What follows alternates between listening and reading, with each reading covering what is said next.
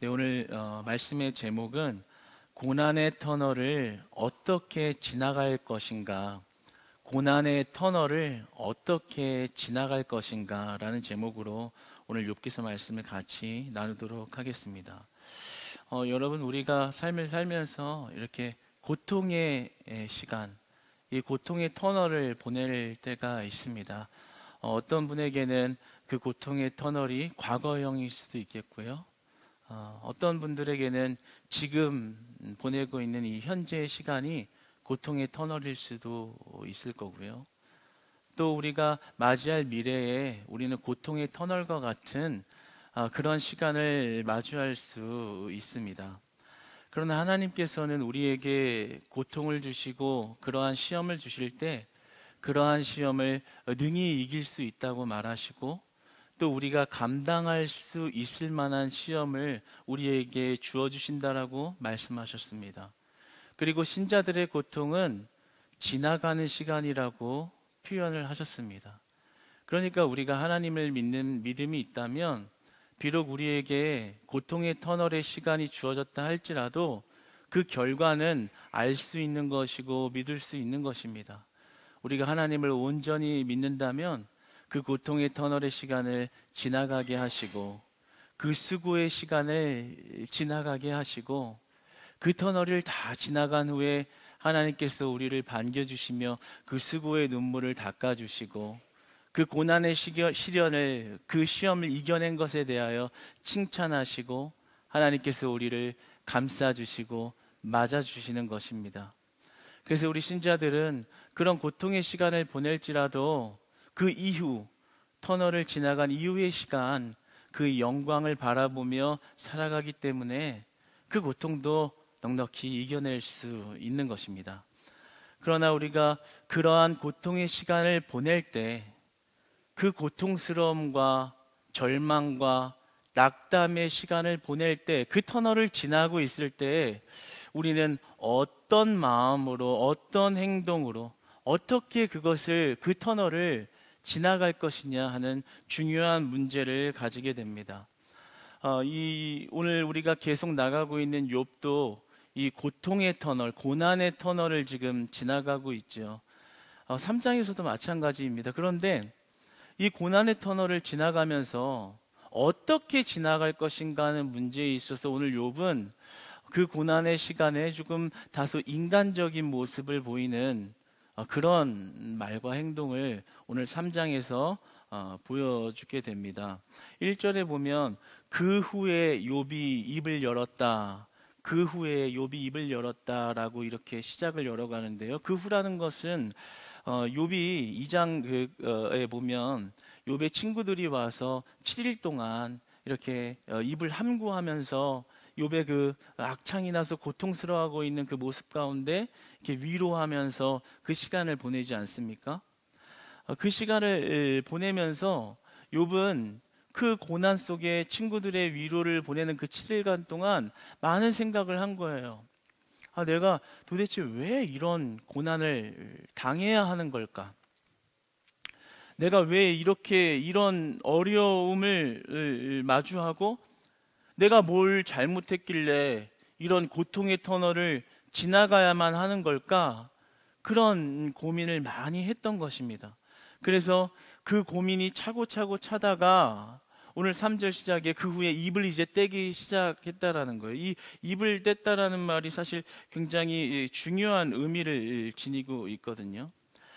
그런데 참 중요한 점은 욥이 고난받을 만한 이유가 없었다라는 게 중요한 거예요. 그래서 더 괴로웠던 거예요. 도대체 내가 뭘 잘못했지?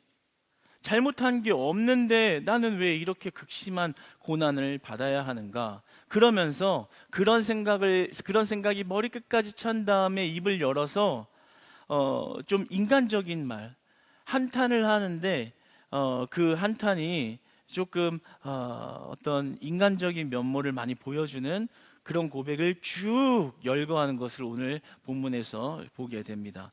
1절로 보면 자기의 생일을 저주하는 것이죠.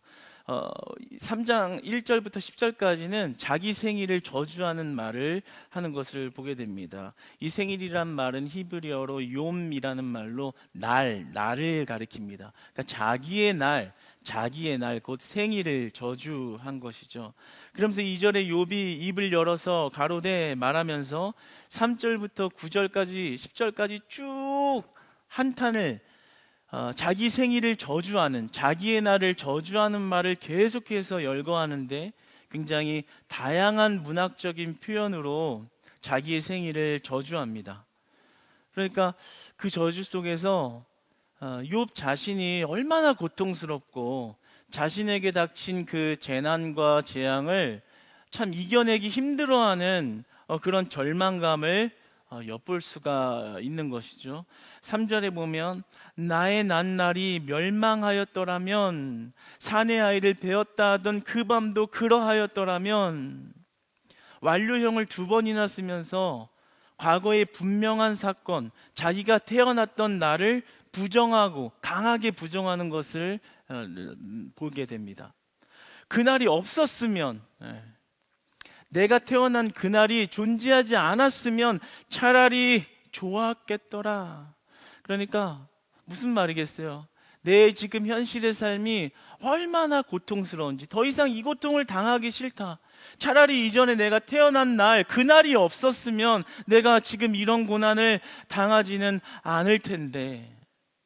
우리도 가끔 이렇게 삶을 살다가 너무 힘들 때면 이와 같은 비슷한 고백을 하잖아요. 아유, 내가 차라리 안 태어났었어야 되는데, 태어나지 않았어야 되는데, 차라리 이렇게 힘들 거면 나를 낳지를 말지, 태어나게 하지를 말지. 정말 왜 태어나서 이런 험한 꼴을 보고 어려운 상황을 마주하는가, 그런 한탄과 토로를 할 때도 있잖아요. 이와 비슷한 심경이에요. 물론 욥은 비교할 수가 없을 만큼 극심한, 우리보다 훨씬 더 극심한 고통을 겪었다고 말할 수 있겠지만, 그런 비슷한 맥락에서 이렇게 이야기를 하는 겁니다.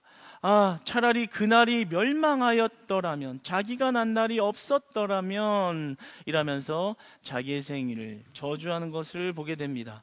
조금 더 살펴볼까요? 4절을 보면 그날이 캄캄하였더라면, 빛도 비치지 말았더라면, 낮과 밤을 대조하면서 낮과 밤에 소망이 없었다, 소망이 없다라는 것을 보게 됩니다. 캄캄하였더라면, 이 말은요, 그냥 빛을 보지 않고 사산했더라면, 내가 태어나서 밝은 세상의 빛을 보지 않고 그냥 캄캄한 채로 눈을 감았더라면 차라리 좋았겠다 라면서 자기의 생일을 또 저주해 가는 거예요. 멈추지를 않아요. 계속 이어갑니다. 7절에 보면 그 밤에 자식을 뵈지 못하였더라면, 그 밤에 즐거운 소리가 나지 않았더라면, 무슨 말이에요?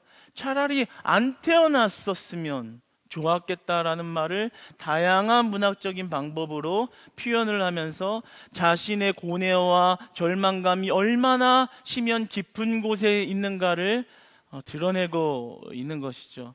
9절을 보면 또 뭐라고 하나요? 그 밤에 새벽별들이 어두웠더라면, 그 밤이 광명을 발할지라도 얻지 못하며 동틈을 보지 못하였더라면 좋았을 것을. 새벽별들에서 이제 새벽별이 있는 밤을 지나 광명을 바라며 동틈을 보았다. 이게 시간적으로 보면 밤에서 이제 아침까지 이렇게 지나가는 거잖아요. 그러면 밤에서 아침이, 어둠에서 빛이 찾아온다라는 것은 이렇게 소망적인 거잖아요. 희망적인 것을 상징하잖아요. 그런데 그런 희망적인 시간에 차라리 나는 없었으면, 그런 희망적인 시간에 내가 존재하지 않았으면 좋았을 것을. 그러니까 희망이 동트는 시간에 자기는 없었으면 좋겠다. 도대체 이 욥이 진짜 얼마나 극심한 심경 가운데 자신의 처지를 비관하고 있는지, 그리고 그 자신의 처지를 감당할 수 없어서 얼마나 소망을 포기하고 한탄하고 있는지를 보게 됩니다. 마지막으로 10절을 보게 되면 이는 내 모태의 문을 닫지 아니하여 내 눈으로 환난을 보게 하였음이로구나. 욥이 자기 생일을 저주하는 이유를 10절에서 밝혀요. 내가 이렇게 저주하는 이유, 접속사 키를 쓰면서 내가 이렇게 여태까지 이렇게 3절로 9절까지 저주한 이유, 모태의 문을 닫지 아니하여. 그러니까 차라리 어머니가 나를 뱃속에 갖지 않았었으면 이런 꼴 안 당했을 거 아닌가. 완전 이렇게 지금 조금 풀어서 이야기만 해도 욥이 도대체 얼마나 마음이 상해 있는지를 우리가 충분히 느낄 수가 있습니다.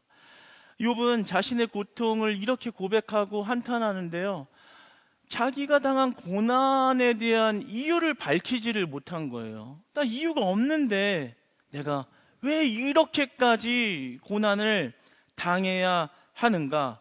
차라리 내 생일이 없었으면 그게 좋았겠다, 맞았겠다라고 표현하고 있는 것이죠. 욥의 이러한 고백을 여러분, 우리가 좀 인간적인 고백이지만 우리가 인간이기 때문에 인간적으로 이해가 되죠. 그렇죠? 동정심이 가고, 나였어도 나는 욥보다 더 했겠다. 욥은 참 그래도 양반이네.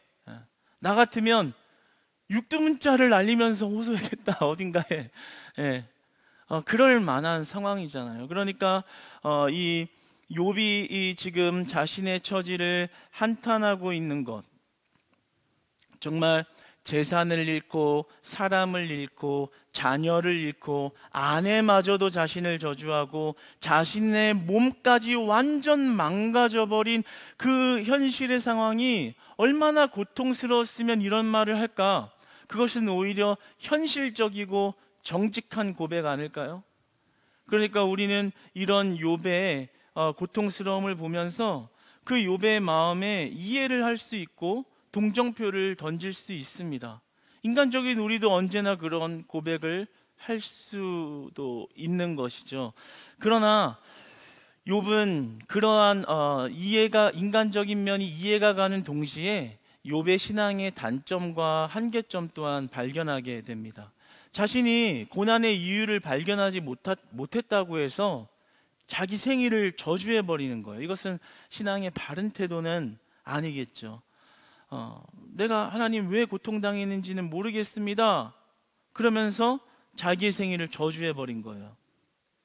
그러니까 어찌 보면 욥의 입술로 내뱉지 말아야 하는 말을 내뱉은 거죠. 왜냐하면 하나님이 주신 생명에 대한 것인데 그러한 것을 언급하면서 그렇게 저주스럽게 이야기를 한 것은, 그리고 그 생일을 저주하면서 죽기를 희구하는 그러한 모습은 옳다고 말할 수 없습니다. 그러니까 인간적으로는 참 이해가 되지만, 그 아픔이 충분히 동정이 되고 공감이 되지만 동시에 인간으로서의 한계점을 보여주고 있는 것이죠. 욥의 한계점 뭐겠어요? 고난 앞에 연약한 모습인 것입니다. 여러분, 우리 역시도 고난 앞에 연약한 인간인 것입니다.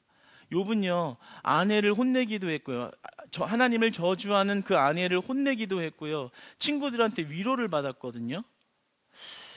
그리고 나서 어느 정도 회복이 되어가지고 그 다음에 이제 긍정적인 말을 해야 할 것 같은데, 친구들의 위로를 받고 아내를 교육하면서 믿음의 말을 선포해 놓고 그 다음에 하는 말이 회복된 말이 아니라 오히려 자기 생일을 저주하고 있단 말이에요. 이 뭔가 자연스러워 보이지 않잖아요. 그런데 이것은 자연스러운 어떤 연계성이 부족한 것이 아니라 인간의 실상을 보여주고 있는 거예요. 인간의 연약함, 인간의 한계, 인간의 단점, 우리의 신앙의 부족한 면모를 지금 욥을 통해서 바라볼 수가 있는 것입니다. 여러분, 인간은 참 고난 앞에 연약할 수밖에 없는 자이고 죽음 앞에 연약한 자가 바로 인간인 겁니다. 어떻게 보면 욥은 생일을 저주했는데 그 욥의 생일은 가장 행복한 날이거든요.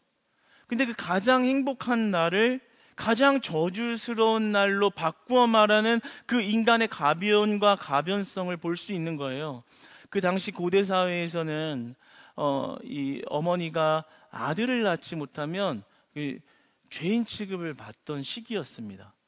그런데 그날 욥은 아들이 태어났잖아요. 그러면 경사와 그 당시의 문화 분위기로서는 축복이요 경사요 잔치가 열릴 날인데, 그리고 그런 축복과 환대를 받았던 아주 경사스러운 날인데, 자기의 삶이 지금 힘듦으로 인해서 자신이 판단하여 그날을 저주스럽게 만들고 있잖아요. 그러니까 우리의 가벼움을 볼 수 있게 되는 거죠. 우리의 가변성, 언제든지 상황에 따라 판단하고 쉽게 변해버리는 인간의 연약함을 오늘 욥의 고백을 통해서 보게 되는 것입니다.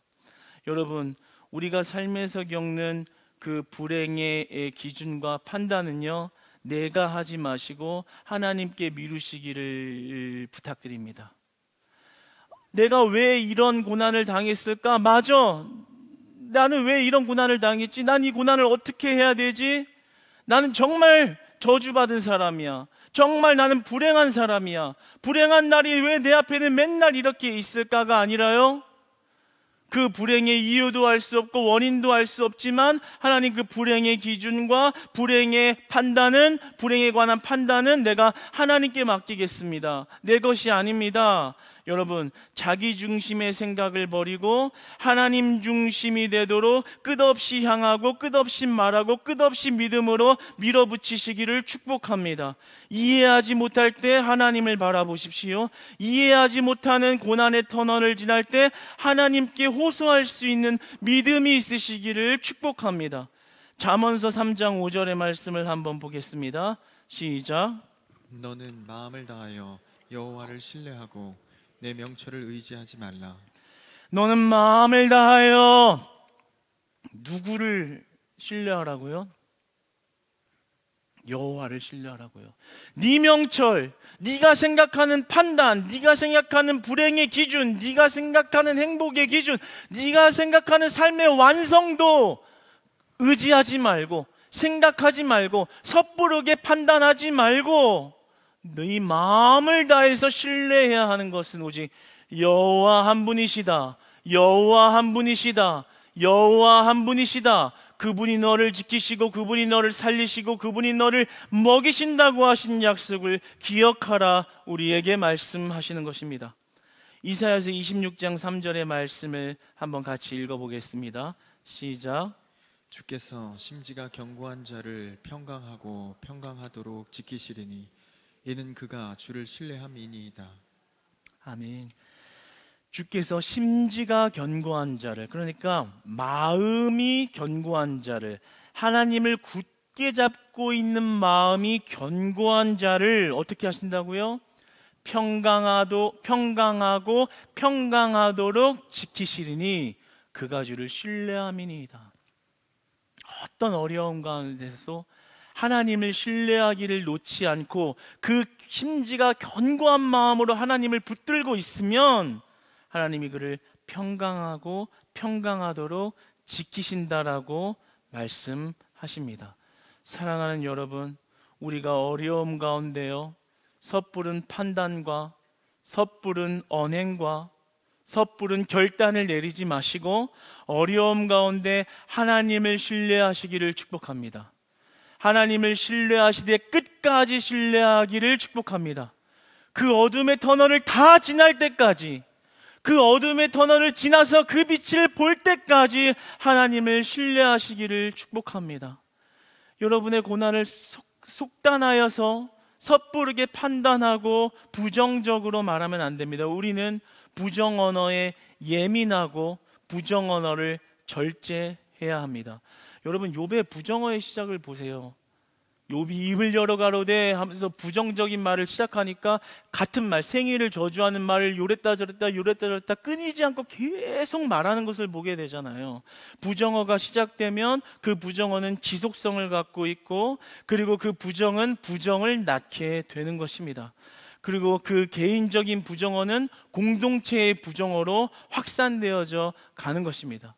그러므로 우리는 부정어에 관하여, 부정어를 쓰는 것에 관하여 굉장히 예민해야 하고 그 부정어를 쓰는 것을 절제해야 하는 것입니다.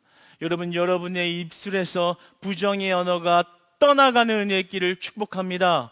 이 시간 이후로부터 부정 언어를 끊어내시기를 축복합니다. 안 된다, 망했다, 왜 이러냐, 내 인생은 알 수가 없다, 왜 맨날 내가 하는 일은 다 안 되냐 라는 그런 부정 언어를 주 믿음으로 끊어내시기를 축복합니다. 예수 그리스도의 이름으로 떠나가게 하시기를 축복합니다. 오히려 긍정어를 쓰는 것입니다. 어떤 긍정어입니까? 하나님 나를 도와주시옵소서. 하나님이 해결하실 줄 믿습니다. 하나님, 주님을 끝까지 신뢰합니다. 하나님, 나를 돌이켜 보소서. 내가 주님을 끝까지 신뢰함으로 말미암아 하나님이 나를 평강하게 할지니 하나님이 나를 살리실 줄 믿습니다. 내 어려움은 이해가 가지 않아도 주님이 나의 목마름을 채우시니 내 안에 생수의 강이 넘쳐남은 예수 그리스도의 은혜가, 예수 그리스도를 믿는 믿음이 내 안에 있기 때문입니다. 하나님, 주님을 신뢰합니다. 넘어진 나를 일으키시고 넘어진 나를 살리시고 병든 나를 고쳐 주시옵소서. 여러분, 그 믿음의 고백 가운데에 하나님의 회복이 있을 줄 믿습니다. 살아계신 하나님께서 여러분의 긍정의 언어를, 하나님을 향한 믿음의 언어를 들으시고 반드시 역사하시고 열매 맺게 하시는 줄을 믿으시기 바랍니다. 그러므로 우리 안에 부정어를 끊어내야 합니다. 그 부정어는 부정어를 낳고, 그 부정어는 우리의 심령을 상하게 하고, 그리고 공동체를 파괴시키기 때문입니다. 여러분, 우리 교회 안에서도 이제 부정어를 끊어내시기를 바랍니다. 내 한 번의 부정어가 아니에요. 오늘 욥을 보세요. 3절에서 입을 열어 가로되 3절에서부터 시작하니까 쭉쭉쭉쭉쭉쭉쭉 계속. 이제 다음 주에 보세요. 다음 주에도 또 계속 쭉쭉쭉쭉. 그러다 그 내용이 더 깊어져요. 나중에는 그냥 죽었으면 좋겠다. 죽음을 희구하는 그런 욥의 부정적인 모습을 보게 됩니다.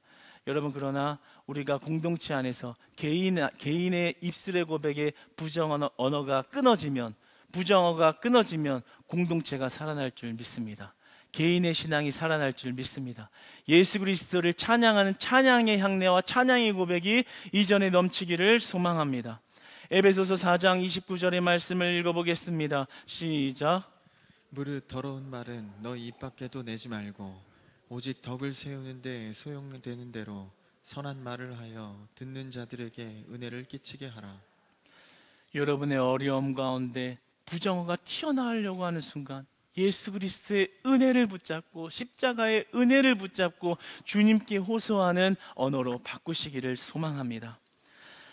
욥이 이런 인간적인 모습과 한계를 보이지만 그래도 욥은 믿음의 끈을 놓지 않았습니다. 욥에 참 잘한 점이 있다면 하나님의 절대 주권만큼은 포기하지 않았다라는 거죠. 그러니까 욥이 한탄하고 그리고 이렇게 저주스러운 욕을 하기는 했지만 그 가운데 직접적으로 하나님을 원망하거나 하나님을 저주하는 모습은 보이지 않습니다. 곧 다시 말하여 욥은 하나님의 주권, 하나님의 절대적인 주권을 인정하고 있었다라는 거죠.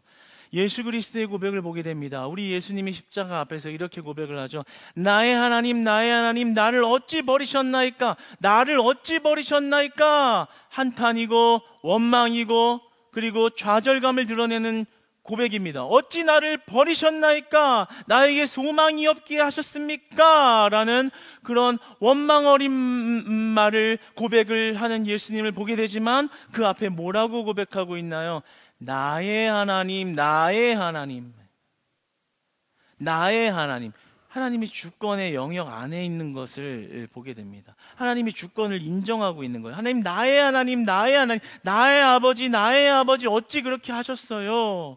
원망과 한탄을 이야기하고 있지만 그 안에 하나님의 주권을 절대적으로 인정하고 있는 것을 보게 되죠. 오늘 4절을 보면 욥이 이렇게 말합니다. 하나님이 위에서 돌아보지 않으셨더라면, 이라는 고백에서 이 예수님의 고백과 동일한 하나님의 주권을 인정하는 모습을 보게 됩니다. 하나님이 위에서 돌아보지 않았더라면 이라고 말하는 것은 하나님이 간섭하지 않았더라면 이라는 말입니다. 그러니까 이 생일날 내가 안 태어났으면 좋았겠다라는 고통과 원망과 한탄을 하고 있지만 그가 간섭하지 않았더라면, 그러니까 우리의 삶에 개입하시는 분이 하나님이라는 것을 인정하고 있는 것을 보게 되는 것이죠. 그러니까 욥은 하나님의 절대 주권을 인정하는 믿음을 놓지 않았다라는 것입니다. 그러니까 이 고통을 동반한 것은 마치 시편의 한탄시, 탄식시와 같은 그러한 절규스러운 고백으로 보아야 하는 것이지 하나님을 원망하지 않았다라는 거죠. 그러니까 욥은 하나님을 끝까지 신뢰하고 있는 그 믿음을 잃지는 않았다라는 것입니다. 4절을 보면서 우리가 알 수 있는 것은 모든 생명과 다스림, 모든 생명의 다스림은 하나님께 달려있다라는 것을 알게 됩니다. 여러분, 인간의 생명은 강하지 않습니다. 가난하다고 해서 빨리 죽는 것도 아니고 부자라고 해서 오래 사는 것도 아닙니다. 인간의 죽음은 정말 종이 한 장처럼 얇고 가볍고, 그리고 종이 한 장 차이로 삶과 죽음이 왔다 갔다 하는 그러한 것이 인간의 삶과 죽음입니다. 야고보서 4장 14절은 이렇게 말하죠. 인간의 삶과 죽음을 잠깐 보이다가 사라지는 안개와 같은 것이 인생이다 라고 고백합니다. 인생이 그렇게 길지 않다라는 거예요. 길어 보여도 그 하나님의 시간의 큰 그림에서 보면 그리 길지 않은 것, 생각해보면 별거 아닌 것 같은 게 우리에게 주어진 한 개의 시간이라는 거죠. 그럼에도 불구하고 우리의 생명을 하나님이 붙드시고 계시기 때문에 우리는 지금 살아있는 것입니다.